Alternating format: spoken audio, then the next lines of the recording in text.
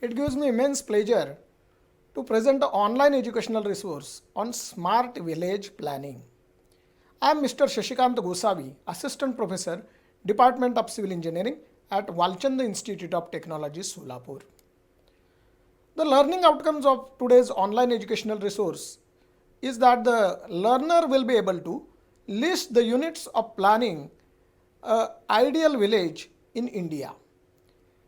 The learner will also be able to compare the Smart Village Plan with Swaraj Village Plan. According to Gandhiji, ideal village was consisting of following units of planning. The cottages should have sufficient light and ventilation. Cottage is a term used for the housing in rural area. It must be built of a material obtainable within a radius of 5 miles, approximately 8 kilometers, from around that particular location where the habitant wants to live.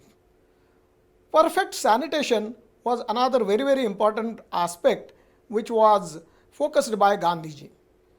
Wells should be accessible to all so that every citizen will get the benefits out of that. The courtyard is another important feature of those villages with possibility of cultivating vegetables for domestic use and to house the living stock such as cattle. The houses of worship such as churches, mosques, temples, common meeting place, a village common for grazing its cattle, a cooperative dairy, primary and secondary school with industrial education, panchayats for settling disputes, and production of the grains, vegetables, fruits, even khadi was proposed to be done by the villagers there. The lanes and streets, which are the lifelines of the village, should be free from all avoidable dust. What was the proposed impact measures on these things? Adequate housing, good connectivity with the nearest major road by an all-weather road, paved street with pakka covered drains, clean internal roads and adequate street lighting with access to safe drinking water is what the villager wants at his own place.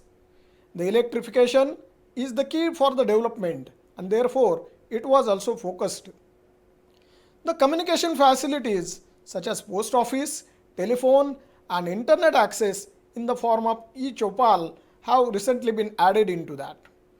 Fair price shops and community pharmacy such as giving the medicines which are going to be at a cheaper cost was of course a focus.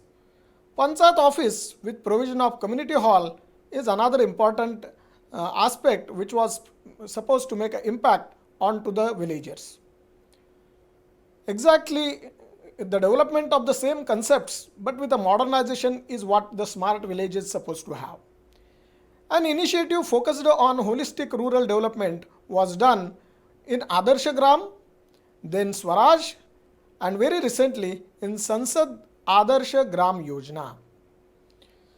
The parliamentarians' model village scheme is something which has really changed the whole scenario of villages in particular, but at a smaller level.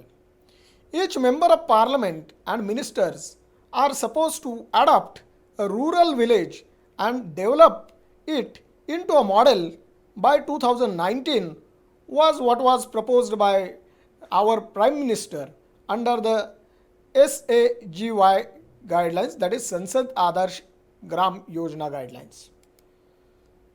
What is smart village as compared to conventional village?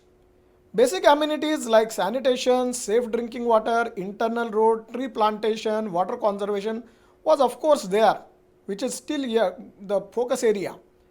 But then now in the smart village we are supposed to have 5 different paths which will ensure that the holistic development will take place. One of the paths is that of the retrofitting. Anything which has got partial damage that can be repaired and the earlier asset or infrastructure can be brought to use. Redevelopment is another aspect in which the respective infrastructure will have to be demolished and new development can happen. Greenfield is a beauty aspect of the villages. Most of you must be aware that the villages are nowadays becoming tourism spots. EPAN is a modern addition to ensure that whatever is there as an income source that will be connected directly to the bank account, and thus the amount of the money which is given in the form of subsidy will reach to the individual into his or her account. The livelihood is what is going to be a focus of smart villages. One can't ignore that. This particular slide is of utmost importance to give you an idea about what the climate smart village is supposed to show the users in the villages. You can see the weather smart village is the idea wherein weather forecast is possible. ICT based agro is another aspect. Then there are the aspects of the index based the development, and above all the climate has to be understood by the villages well in advance. You can also see smart village with water smart concept, aquifer recharge, rainwater harvesting, community management of water, laser leveling and on-farm water management are the aspects of water smart concept. You must be aware that Water Users Association is one of the important aspects which is taken up by the Water Resources Ministry. Carbon smart is another important aspect wherein the agroforestry, then we can of course look for the tillage, land use, and above all livestock management will be taken into consideration.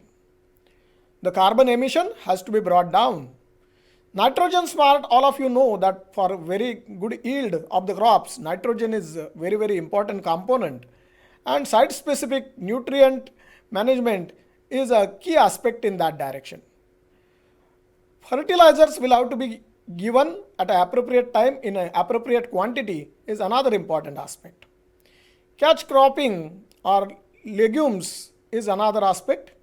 Energy smart is something which has recently got added wherein biofuels, fuel efficient engines, then residue management and minimum tillage is what has been focused on.